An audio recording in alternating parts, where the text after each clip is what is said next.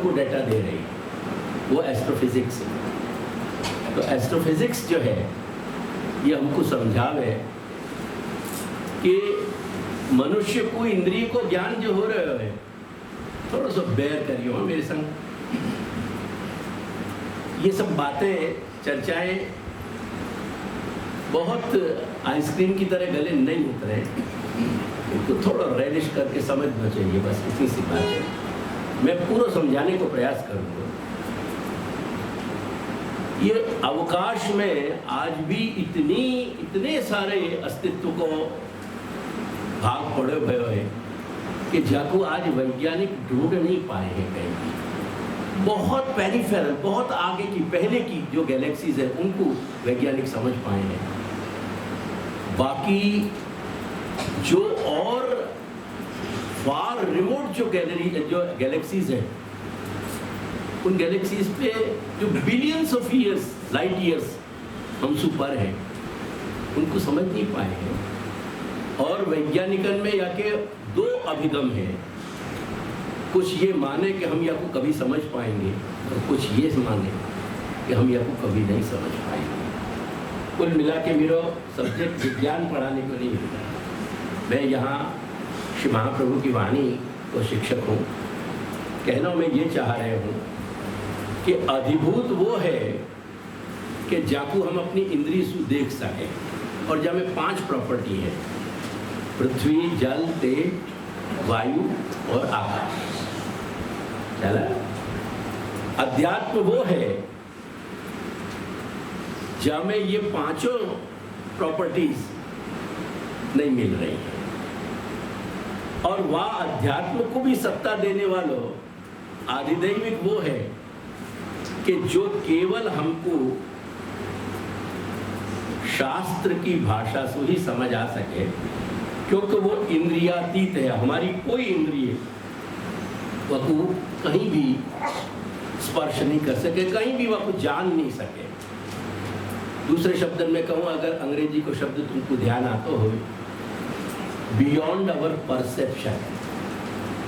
Perception को मतलब देखना भी होवे, और परसेप्शन को मतलब है हर इंद्रिय हमारी जो हमको ज्ञान करा रही है, जो सेंस डेटा दे रही है हमको, वो कोई भी हमारी इंद्रिय से जाको हम नहीं जान सके, वह का नाम है इम्परसेप्टिबल।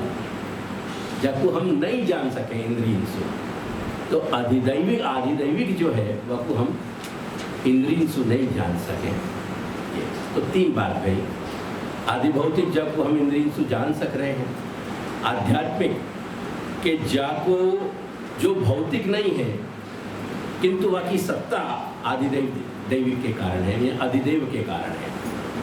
ये आधिदैविक, आध्यात्मिक और आधिभौतिक या विषय में कभी कभी प्रश्न करोगे ना, तो मैं तुमको और अच्छे ढंग से समझा सकूँगा कि एग्जैक्टली तुम्हारी जिज्ञासा कहाँ है। मैं बहुत डिटेल में याद नहीं जा रहा हूँ कि समथिंग पुट अस ऑफ, अपन हमें पुट ऑफ हो सके, अपन को यहाँ से थोड़ी रुचि उठ सके। मेरे कहने को तात्पर्य ये है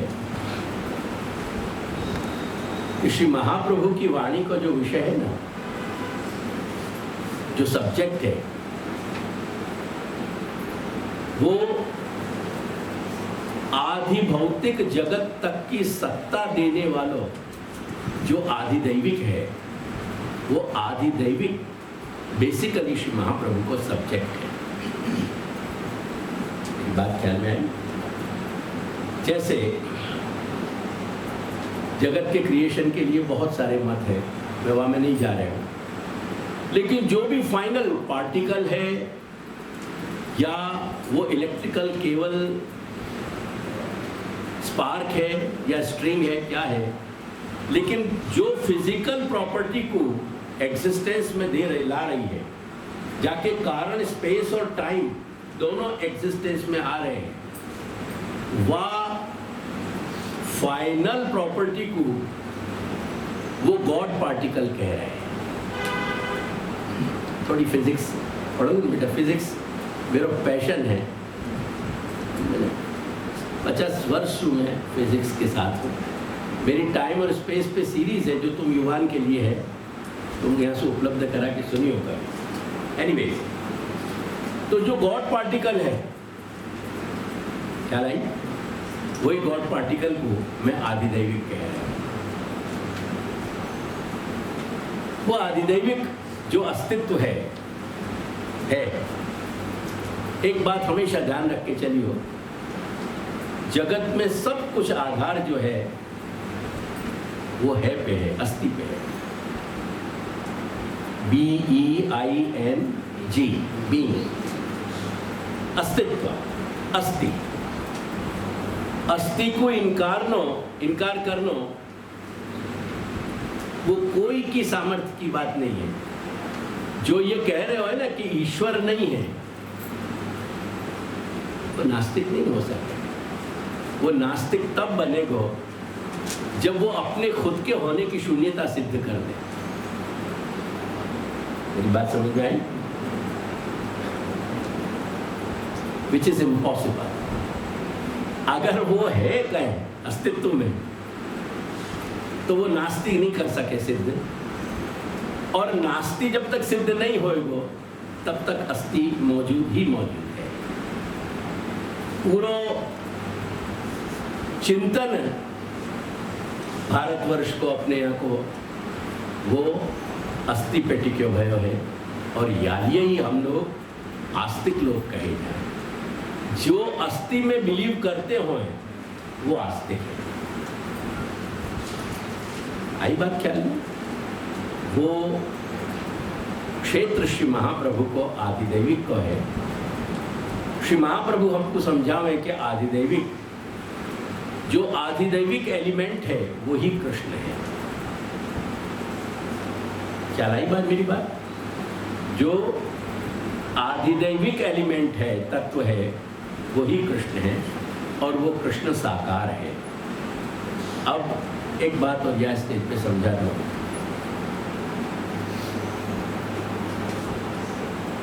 ये आधुनिक पढ़ाई ने, शिक्षा की जो सिस्टम ऑफ एजुकेशन है, बाकी ये कह रहे हैं, यानी अपन को क्या है, टोटली मेटेरियलिस्टिक बना दिया है, क्योंकि यहाँ में मेटेरियलिज्म के सिवाय कुछ नहीं है। अब या पढ़ाई में कोई भी ऐसे हायर थॉट्स अपन को नहीं दिए जाए। टू द एक्सटेंट, एक बात समझाऊं, या को तुम मोटे तौर पे रात दिन अनुभव करो,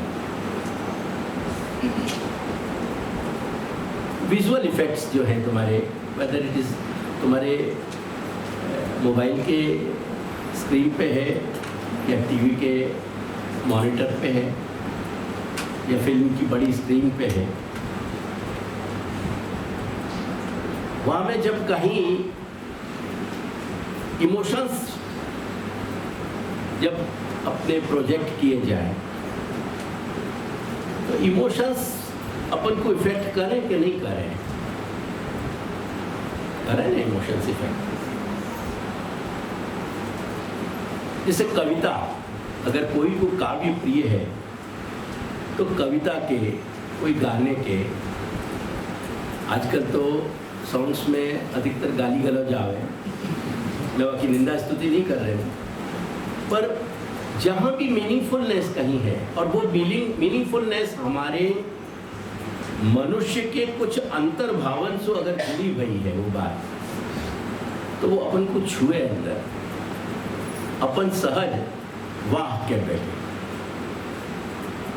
ये वाह कहने वाली बात है ना, आजकल पढ़ाई में पढ़ाई नहीं जाए, पर पढ़ाई में नहीं पढ़ाई जाए करके ये भावन के स्पर्श खत्म नहीं हो गए, शून्य नहीं हो गए। वो की वही बात की, या छोटी सी मेरी बात पे समझने को प्रयास करिए कि हमारे यहाँ की जो आधिदैविक और आध्यात्मिक और आदि भौतिक, आदिदैविक के कारण आध्यात्म अपने अस्तित्व में है, और आध्यात्म के कारण ये आदि भौतिक अपने अस्तित्व में है। ये बात कोई लॉजिक की मुहताज नहीं है। मैं युवा सारी पीढ़ी को ये समझाना चाहूँ कि बात जो है वह हमको समझ के लेवल पे ध्यान में लेनी चाहिए। केवल हमारे इंद्रियन के जो आवेश है या तुम्हारी उम्र को जो एक फोर्स है, वह फोर्स के आधार पे कोई भी बात को सही या गलत सिद्ध कर देना, ऐसे कोई फर्क नहीं पड़ेगा। यानी फर्स्ट थिंग, पहली चीज़ ये है कि हम हर बात की समझ लेने को प्रयास करें और हमारे 5 जो ज्ञानेंद्रिय के इंस्ट्रूमेंट हैं, उन इंस्ट्रूमेंट्स में दुनिया समा नहीं जा रही है। अगर हमको अपनी इंद्रियों से कोई चीज़ नहीं समझ में आ रही है, या को मतलब ये है कि हम आपको इनकार कर दें, ये कोई बुद्धिमत्ता की बात नहीं है। हाँ, वो इंद्रिय की बात समझ, ज्ञानेंद्रिय समझ में आ गई, कहाँ आँख नाक कान वो समझ रहे हैं, वही हमें इतनी जब सब स्थूल लेवल पे जाने की जरूरत नहीं है। अब जैसे कि आँख से हमको हमारी कोई चीज़ नहीं दिखाई दे रही है, अपने आँख की कितनी सीमाएं लगाओ, कितनी दूर तक देख सकें। अगर तुम मैक्रो लेवल पे जाओ, टेलीस्कोपिक, कहाँ तक देख पाओगे, वह की सीमा है। माइक्रोस्कोपिक प्रॉपर्टीज को देखोगे, कितनी कहाँ तक रिड्यूस करोगे। तो ये सब चीज़ें एक आधारभूत है, एक समझने की थोड़े से अपने लिए आधार है। बाकी आँख प्रमाण है ऐसा नहीं है, नाक प्रमाण है ऐसा नहीं है। या में भी खूबसूरती ये है कि कोई के कान बड़ी खूबी से काम करे तो कोई की नाक बड़ी खूबी से काम करे। बहुत सारे लोगों को मैंने जीवन में देखे है, कोई भी चीज़ को जब वो समझने या टेस्ट करने नाक पे ले जाए, उनको ऑब्सेशन हुए नाक को, वो नाक से पहचान पाओ। तो ये कान से पहचानना, नाक से पहचानना, ये भी अपनी अपनी खूबियाँ हैं। कोई की कोई फैकल्टी ज़्यादा काम करे, कोई फैकल्टी ज़्यादा काम करे, so on and so forth. कहने का मतलब ये है कि इंद्रिय के ज्ञान के साथ बात पूरी नहीं हो जा रही है। एक्चुअली जहाँ इंद्रिय की सीमा पूरी हो रही है, वहाँ से बात शुरू हो रही है। यानी अंग्रेजी में, यानी वेस्टर्न फिलोसफी में, तुम्हारी शायद ऊपर की 2 पीढ़ी पहले के लिए मैंने वेस्टर्न फिलोसफी में बहुत प्रयास किया कि शायद ये लोग बहुत तर्कसु बात करेंगे, बहुत तर्कसु सोचेंगे, यानी इनको पश्चिम को दर्शन भी मैं समझा सकूँगा। अल्टीमेटली वो सारी मेहनत मेरी बेकार चली गई। उनके यहाँ फिलोसफी को एक मेजर सब्जेक्ट है मेटाफिजिक्स। ख्याल आया? मेटाफिजिक्स में 2 शब्द हैं, मेटा और फिजिक्स।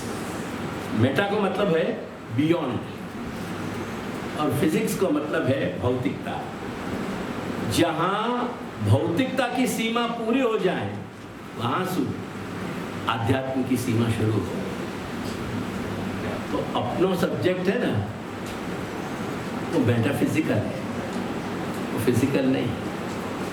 क्योंकि फिजिकल जो है वो मेटाफिजिक्स को मैनिफेस्टेशन है, यानी जो मेटाफिजिकल प्रॉपर्टीज है उनके कारण फिजिकल प्रॉपर्टीज एग्जिस्टेंस में है। और वो मेटाफिजिकल प्रॉपर्टीज भी वो आधिदैविक जो प्रॉपर्टीज हैं या एलिमेंट है, वह के कारण अस्तित्व में है। तो ये हमको ध्यान रखना चाहिए कि हर चीज इंद्रिय गम्य नहीं होवे, यानी ये सारी भ्रांति दूर कर देनी चाहिए। देयरफॉर श्री महाप्रभु ने हमको समझाया कि जो अलौकिक शब्द राशि है, यानी लौकिक शब्द वो जो अपन लोग बोल रहे हैं, और अलौकिक शब्द वो हैं जो डिविनिटी सु, डिवाइन, जो दैव कारण सु, यानी जब वो सीधी बात कहें, भगवान के द्वारा जिनको मैनिफेस्ट किया गया है, प्रकट किया गया है, वो अलौकिक वाणी है। यानी श्री महाप्रभु कहें कि अगर सत्य को निर्णय करना है तो हम अपने इंद्रिय गम्य पदार्थन से नहीं कर सकें। सत्य को निर्णय अगर होना है तो वो वेद सु होना है। देखो वेद को क्या मतलब है, वेद शब्द जा धातु सु बने हो ना, जा संस्कृत में, वह वेद को मतलब है जानना। जैसे या वक्त मैं जो बातें तुमसे कर रहे हो, तुम उनको जान रहे हो, ख्याल में आ रहा है, तुमको वह बोध हो रहे हो। तो हमारे यूजुअली, ये भी बड़े मजेदार बात है, क्योंकि बेसिकली जो हमारे कम्युनिकेशन को जो टोटली जो सेंटर है वो ब्रेन है हमारा, मन नहीं है। क्योंकि मन के लिए अंग्रेजी में कोई शब्द नहीं है, अंग्रेजी थोड़ी फटीचर भाषा है। तो जो हमारे seat of knowledge upon brain को माने, तो जैसे हमारे पास ज्ञान है, जो हमको समझ है, जो हमारे पास नॉलेज है, ज्ञान और नॉलेज में फर्क है, ये मैं फिर बताऊंगा पीछे, पर ज्ञान is not equal to knowledge. Knowledge यानी जानकारी, और ज्ञान वाकु कहवे कि जो अंतर स्रोत सुफूट है। चलिए अभी वाकी चर्चा नहीं कर रहे हैं, तो हम जब यूजुअली ज्ञान कह रहे हैं मोटी भाषा में, हमारे पास जो कुछ समझ है वाको अपन ज्ञान कह रहे हैं, और ईश्वर की जो समझ है वह का नाम वेद है। ये समझाने के लिए कह रहे हैं तुमको, क्या कि अंदर बहुत कॉम्प्लिकेटेड प्रोसेस है, जो समझाने बैठूंगा तो तुमको समझने में रुचि अभी नहीं आएगी। कोई स्टेज आए, लेट अस होप ये दादाजी कोई दिन वो स्टेज लावे। तो वेद जो है वो ईश्वर के अंदर रहे हुए जो ज्ञान है वह का नाम वेद है। यानी जैसे ईश्वर जो है वो असीम है, ऐसे ही वेद भी असीम है। और वेद जो है वो हमारे लौकिक भाषा की तरह वेद के शब्द नहीं है। वो शब्द जो है वाकई प्रोसेस वही है, वो हम सुन रहे हैं, कान से ही सुन रहे हैं। उन शब्दन के अर्थ भी हैं, उन शब्दन को अपना एक भाषा विज्ञान भी है, परंतु वो शब्द ऑलमोस्ट हमारे लौकिकन के पास ही आके खड़े रह रहे हैं, परंतु वो लौकिक है नहीं। यानी अगर हमको अतीन्द्रिय ज्ञान प्राप्त करना है तो वाकई लिए इंस्ट्रूमेंट भी अतीन्द्रिय चाहिए। मेरी बात समझ में आ रही? जो चीज इंद्रिय में नहीं, इंद्रिय की गम्य नहीं है, जाको हमारे जो सेंसेस हैं वो सेंस ऑर्गन्स जब नहीं पकड़ पा रहे हैं, करके श्री महाप्रभु ने वेद को अपन को, और वेद के साथ जो वेद के अनुसारी यानी वेद को फॉलो करने वाले जो और ऋषि महर्षि के समाधि अवस्था यानी ट्रांस में, जो अगेन एक लौकिक स्टेट नहीं है, लौकिक एक अवस्था नहीं है, वहाँ में जो प्रकट भाई हैं वो वेद शास्त्र, जो ऋषि महर्षि जो महापुरुष हैं, जो अपने आप की जीव चेतना को बहुत एलिवेट कर चुके हैं, क्या की बात को भी समझियो।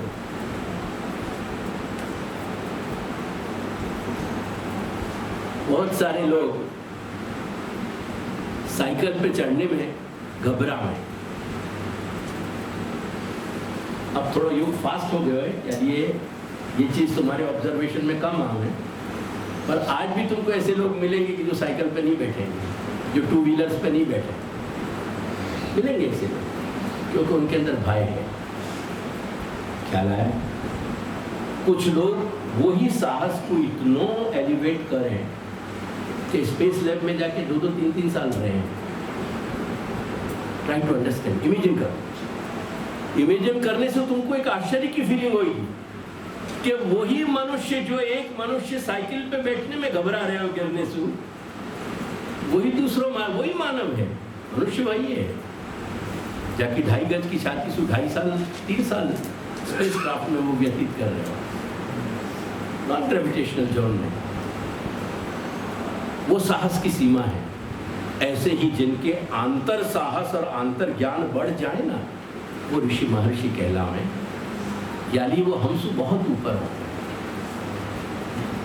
यानी हमारे समझ, हमारे ज्ञान को और उनके ज्ञान को अपन बाकी समता नहीं कर सके। ये बात समझिए, ये तुम युवान की दृष्टि से मैं ज़्यादा कह रहा हूँ। तो मेरा कहने को तात्पर्य ये है कि महाप्रभु की वाणी का विषय जो है ना, वो आधिदैविक है। महाप्रभु आध्यात्मिक पे कहना नहीं चाह रहे हैं और महाप्रभु आदि भौतिक पे कहना नहीं चाह रहे हैं।